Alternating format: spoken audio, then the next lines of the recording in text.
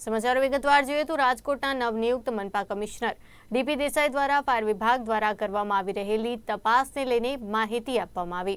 તેમણે જણાવ્યું હતું કે અત્યાર સુધીમાં અનેક જગ્યાએ ફાયર એનઓસી સહિતની તપાસ કરવામાં આવી છે। જે જગ્યાએ ફાયર એનઓસી નથી તેવી જગ્યાઓને સીલ કરવામાં આવી છે। 18 વોર્ડમાં તપાસ ટીમો બનાવી ફાયર એનઓસી બાંધકામ સહિતની તપાસ કરવામાં આવી રહી છે। घटना बन्या बाद राजकोट महानगरपालिका विस्तारनी अंदर ज्यां पब्लिक गेधरिंग थई शके तेवी जग्याओमां अत्यारे झुंबेशना रूपमां चकासणी करवानुं चालू करी रहेલું છે। पब्लिक गेधरिंगनी जग्यामां खास करीने अमे होस्पिटल,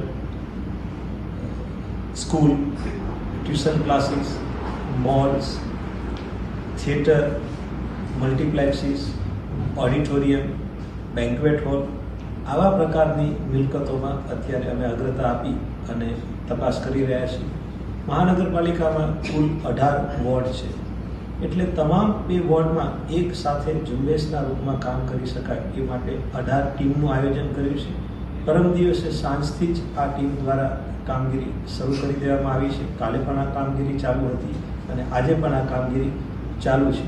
गई काले सांज सुधीमां लगभग 200 उपरांत जेटली मिलकतोनी अमे तपास करी शक्या छे अने तपासणीना अंते जेमां फायर एनओसी न होय, बीओ परवानगी पण मेळवेली न होय एवा 40 उपरांतना एकमोने अमे सील कर्या छे अने लगभग 70-80 जेटला युनिटमां ज्यां नानी क्षति जणाई आवेली होय एवी क्षतिनी पूर्तता करवा माटे आपणे नोटिस आपी छे।